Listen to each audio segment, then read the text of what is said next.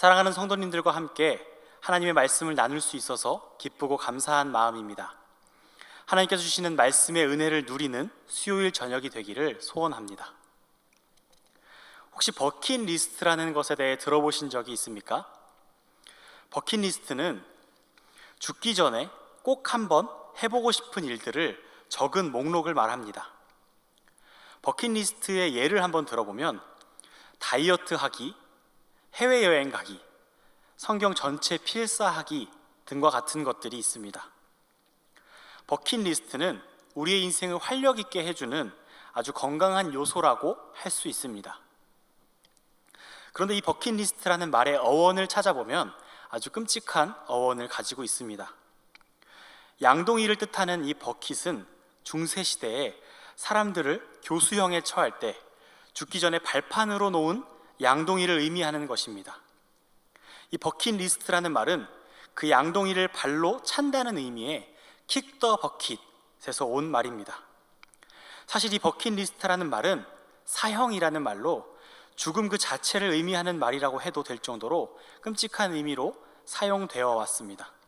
그런데 2007년에 버킷리스트라는 영화가 개봉된 후로 이 단어의 의미가 바뀌어서 죽기 전에 꼭 한번 해보고 싶은 일들이라는 의미가 된 것입니다.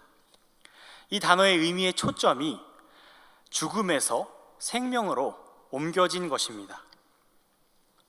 이것이 마치 우리가 받은 은혜와 비슷합니다.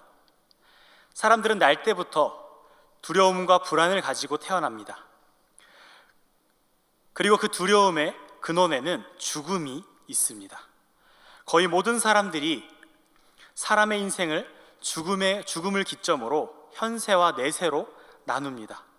그리고 죽음 이후에 천국이 있는지 없는지, 사람은 어떻게 되는 건지 생각하고 고민합니다. 그리스도인에게는 죽음으로 모든 것이 끝나는 것이 아니라는 것이 분명합니다. 하지만 그리스도인들도 죽음을 기점으로 죽음 이후의 세계를 사모하지만 이 세상에서 어떤 모습으로 살아가야 하는지에 대해서는 혼란스러워하는 경우가 많습니다. 이 땅에서는 여전히 죄가 있고 아픔이 있고 무엇보다 죽음이라는 무서운 시간이 기다리고 있기 때문에 더욱 그럴 것입니다. 그래서 역사적으로 수많은 사람들이 이 죽음을 피하고 영생을 얻으려고 노력을 해왔습니다. 영생하면 단골로 등장하는 인물이 하나 있는데요, 그 사람 바로 진시 황제입니다. 그 진시 황제는 여러 가지로 유명하지만 그가 유명한 또 한 가지의 이유는 바로 그의 무덤입니다. 그의 무덤인 진시 황릉은 그가 평소에 살아가는 동안에 영원히 늙지 않게 해주는 불로초를 구해오라는 명령을 한 것과 동시에 자신의 무덤을 이 세계에서 가장 크고 웅장하게 만들라고 명령한 것으로 유명합니다. 그는 영생을 갈망했지만 죽음을 준비할 수밖에 없는 가련한 존재에 불과했던 것입니다. 한때 세계를 제패했던 이집트의 왕인 파라오도 결국은 피라미드를 만들어서 자신을 영원한 존재로 만들고자 했지만 피라미드는 무덤에 불과합니다. 세계를 호령하는 사람이나 아무도 모르는 무명한 사람이나 모든 사람은 결국 죽음을 맞이하게 됩니다. 세상은 사람들은 그래서 두려움에 사로잡혀 기도합니다. 예수 그리스도를 믿는 성도들만 기도하는 것이 아니라 모든 종교의 기도가 있고 심지어 무신론자들도 기도를 합니다. 이 세상 사람들은 죽음이 두려워서 기도합니다. 그런데 신자인 우리가 기도하는 동기가 죽음에 대한 두려움이 되어서는 안 됩니다. 세상이 기도하는 방식으로 기도하고 세상이 가치를 두는 곳에 가치를 두어서는 안 되는 것입니다. 성경은 우리에게 이렇게 말씀합니다. 영생은 곧 유일하신 참 하나님과 그가 보내신 자 예수 그리스도를 아는 것이니이다. 다시 말하면 영생은 하나님과 예수님을 아는 것입니다. 이 말씀이 죄로 죽었던 우리에게 삶의 희망이 되고 삶의 소망이 되기를 소원합니다. 그렇다면 하나님을 아는 것, 예수님을 아는 것이 무엇일까요? 먼저 요한복음 조금 앞에서 힌트를 얻을 수 있습니다.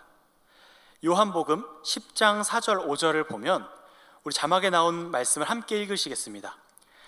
자기 양을 다 내놓은 후에 앞서 가면 양들이 그의 음성을 아는 고로 따라오되 타인의 음성은 알지 못하는 고로 타인을 따르지 아니하고 도리어 도망하느니라 라고 말씀합니다.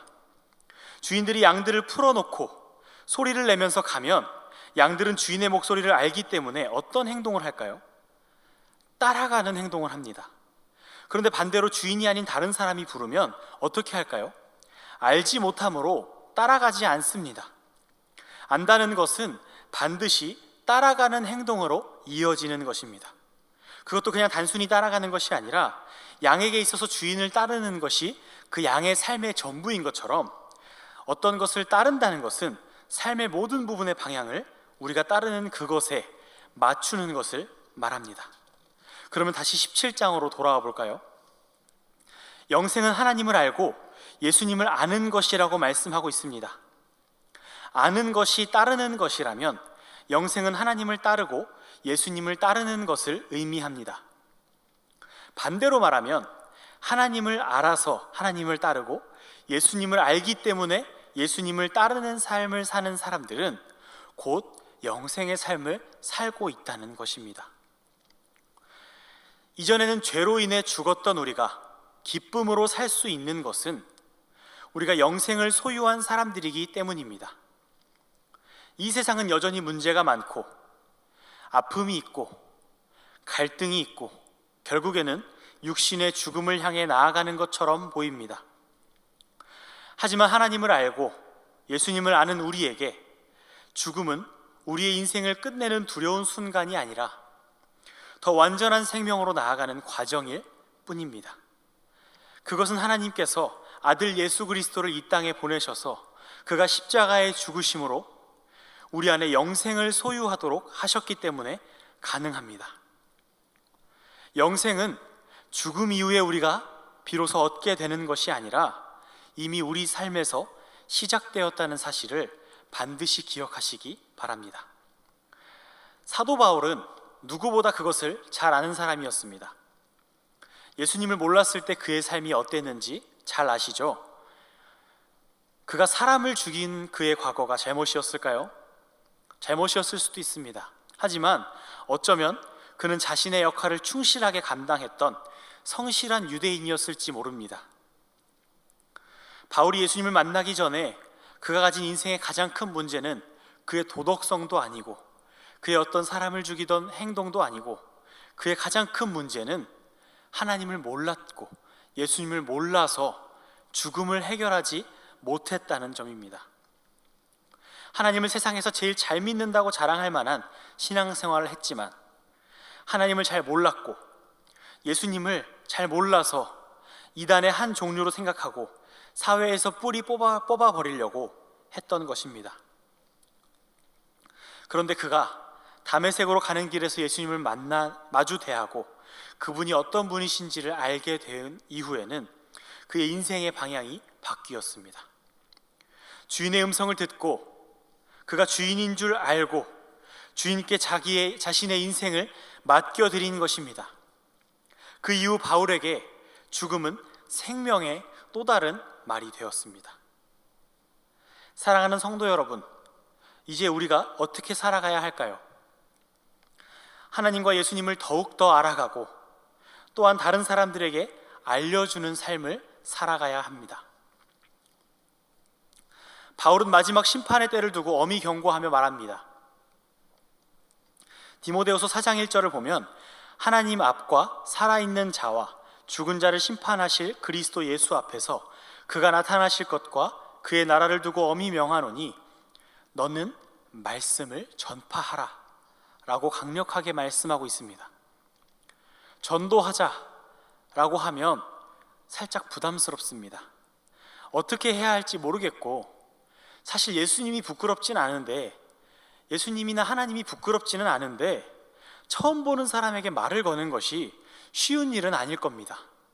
그리고 알고 있던 사람들이라고 하더라도 말도 잘 못하고 분위기를 이끌어가지 못한다면 복음을 전하는 것이 그리 쉬운 일은 아닙니다. 그리고 전도를 하면 계속해서 다양한 어려움들이 있을 것입니다. 또한 그냥 말만 하면 안 되고 예수님 믿으라고 말만 하면 안 되고 전도를 시작한 이상 나부터 본이 되는 삶을 살아야 하기 때문에 어려움 투성이, 문제 투성이가 바로 전도를 시작할 때 일어납니다.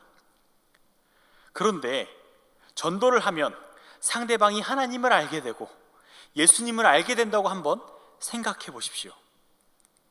우리의 부족한 말로, 우리의 부족한 전도로 누군가의 인생에 있어서 죽음을 무장해제시키고 그의 인생을 새로운 삶으로 바꿀 수 있는 힘이 그 부족한 전도의 말에 있다고 생각해 보세요. 전도는 즐거운 일, 그것을 넘어서서 기적과 같은 일이 될 것입니다. 사랑하는 성도 여러분, 우리를 사랑하셔서 독생자를 보내신 하나님을 아십니까? 우리를 사랑하셔서 하나님의 본체이시나 종의 형체로 오셔서 십자가에 죽으신 그 예수님을 아십니까? 그렇다면 우리의 몸과 마음이 이제 하나님을 따르게 됩니다. 그리고 그러한 삶 속에는 이미 영생이 시작되었습니다.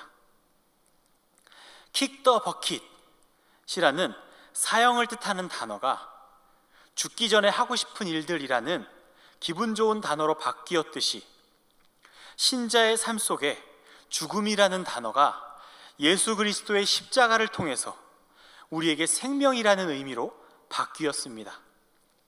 영동중앙교회 성도님들은 고통 많은 세상 속에서 위로받는 정도로 교회를 다니고 신앙생활을 하는 것이 아니라 우리 안에 이미 시작된 영생을 누리며 죽음을 이긴 기쁨을 가지고 복음을 전하며 살아갈 수 있기를 소원합니다. 영생은 시작되었습니다. 다 함께 기도하시겠습니다. 거룩하신 하나님 아버지, 우리를 사랑하셔서 아들 예수 그리스도를 보내주시고 그가 십자가에 죽으심으로 우리를 구원하심을 감사합니다.